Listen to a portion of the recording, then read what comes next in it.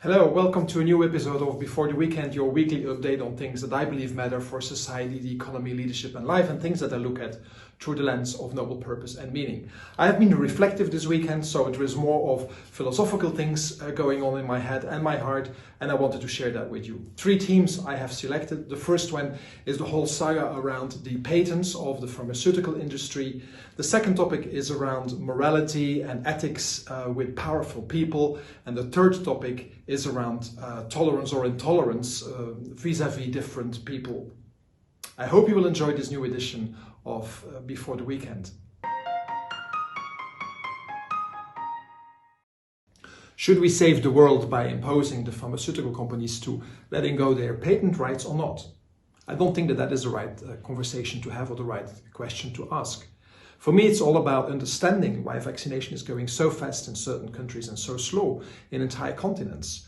When you look at the difference in speed between certain countries in the European Union, Canada, the US, certain islands or certain small countries that have been very successful in speeding up the vaccination, being able to have 30, 40, 50 or even 80% of the population being vaccinated, Israel for example, and you compare that to the very low percentage of 2-3% in many African countries or Latin American countries or Asian countries, I'm wondering why that is. There was this perverted idea that came up. Would it be maybe that the value given to people from the Western world is more important, is higher than the value given to people from the African or the Asian continents? I really hope that is nowhere the motivation or the reasoning. So what is it then? Well, first of all, I think because there is a huge demand for vaccination, it's almost impossible that one or a couple of pharmaceutical companies will be able to cover that need.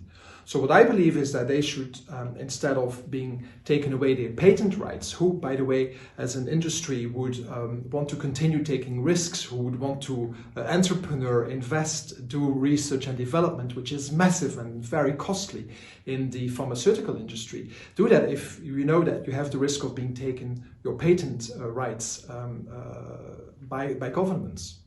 So I don't think we should take the patents of these enterprises, but I think we should help them to scale up the production by, as the world anyway is interconnected, by looking for partners around the globe, on the different continents, in the different countries, to use their expertise and to use their biological formulas to be able to produce, obviously withstanding confidentiality and using specific markups or commercial agreements.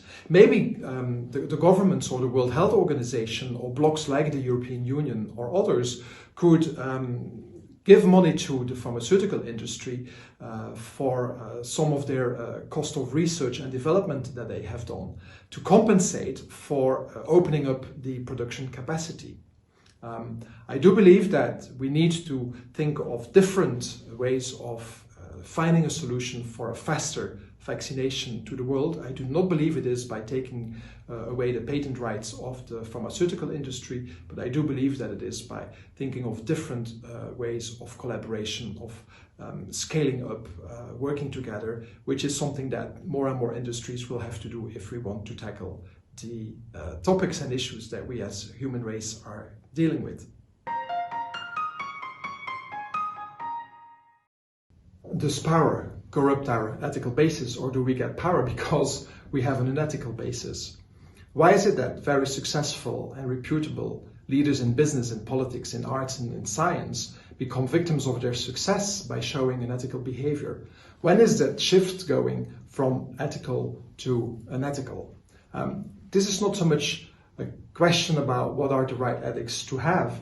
It's more about men having taken their career to incredible levels of success and then fall off their pedestal because of inappropriate unethical behavior. Recently we have had Bill Gates very reputed and respected for what he did with Microsoft and the Bill and Melinda Gates Foundation, but then down the drain his reputation because of said to have had inappropriate interactions, let's say, with female co-workers, both at Microsoft and the Bill and Melinda Gates Foundation, leading to the divorce.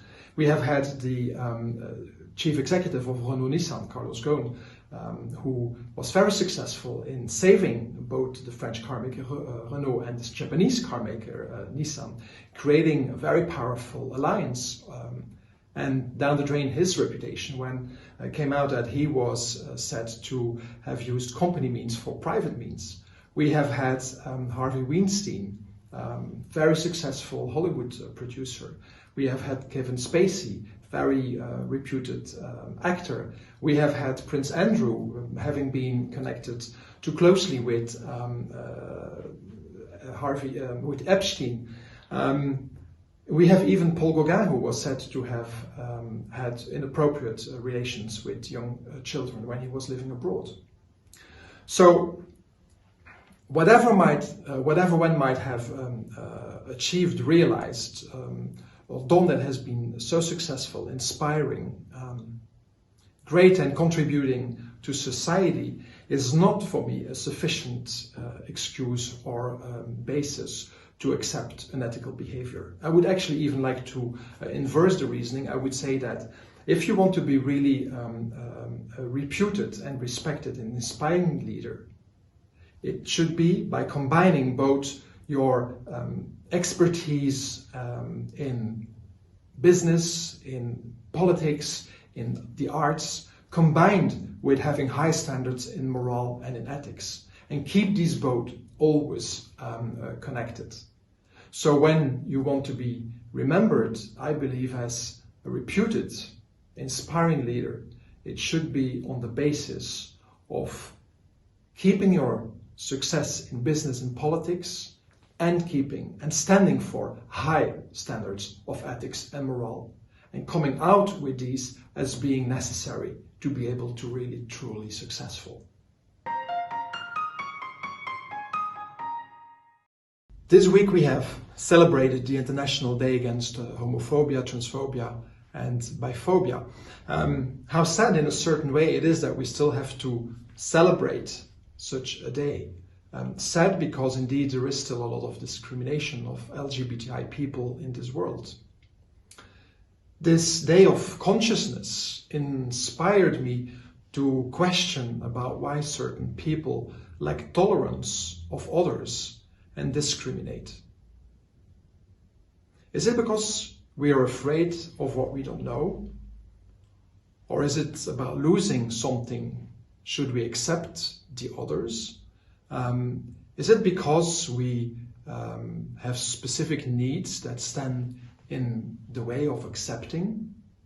Is it because we don't care, or maybe we are stupid because we are not sufficiently evolved as human beings?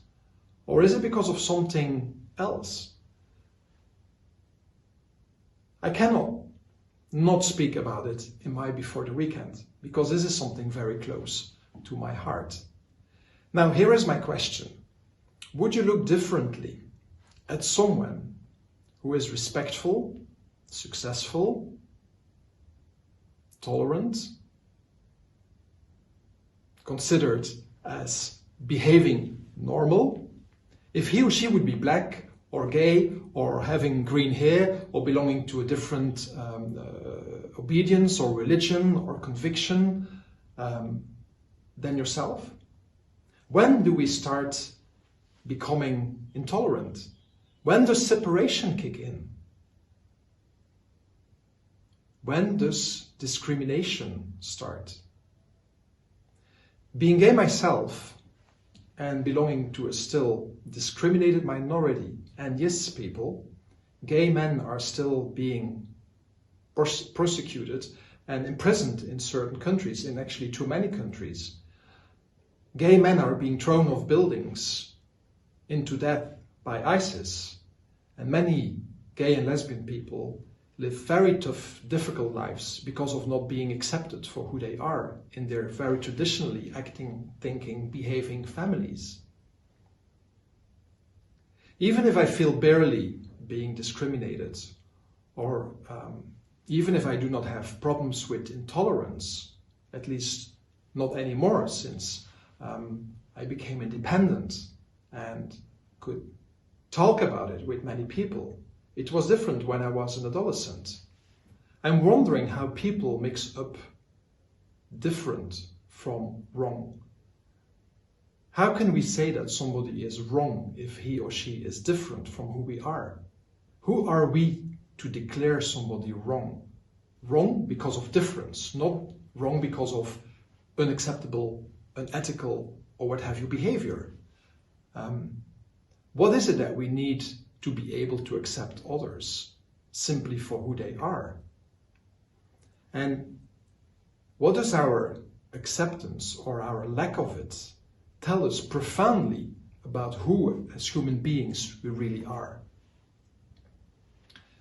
I know that these are very profound questions, and that is also part of my initiative before the weekend.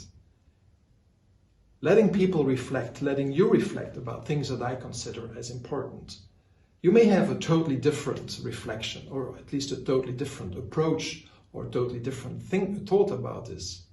But I would like to invite you for this weekend to reflect about these questions and become probably also more conscious about what the terms of acceptance and the difference between seeing others as different and seeing others as wrong means for you. And I would like to end with a quote that I have here from Georg Lichtenberg.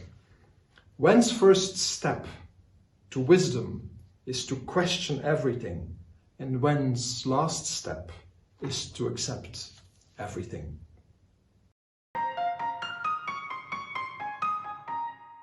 This was it for this week. I hope you have enjoyed it, and I hope you will dive into the philosophical questions I have been proposing. If you did like this before the weekend, please talk about it with others. Do share the content, send it to people that you care for.